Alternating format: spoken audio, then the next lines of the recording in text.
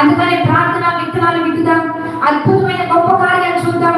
ఇక్కడ మన జీవితంలో కొన్ని పరీక్షలు వచ్చినప్పుడు ప్రతి క్లాస్ కి పరీక్షలు ఉంటాయి కదా, ఆ పరీక్షలు నువ్వే రాయాలా పక్కన వచ్చి రాస్తారు? మన పరీక్షలు మనమే రాయాలండి.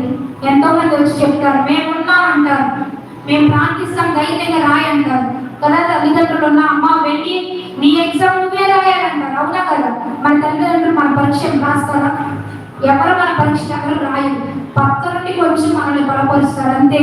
నీ పరీక్ష నీవే రాయాలా. నీ ఆత్మీయ జ్ఞానం నువ్వు నేర్చుకున్నది, నువ్వు చదివినది, దైవజనుల ద్వారా దేవుడు నీకు నేర్పించినది నువ్వు నేర్చుకొని దాన్ని అభ్యసించి నీకు పరీక్షలు వచ్చినప్పుడు నువ్వు నిలబడాలి. విశ్వాస వీరుల జాబితాలో ఉండాలా. అంతేగాని సమస్య రాగానే మంత్రం మానేయడం, సమస్య రాగానే పాస్టర్ గారి ఇంటికి రావడం, సమస్య రాగానే మాకు దేవుడు ఎందుకు కార్యం చేయడు, అందరినీ చేసుకోవడం మాకు ఎందుకు చేయడు,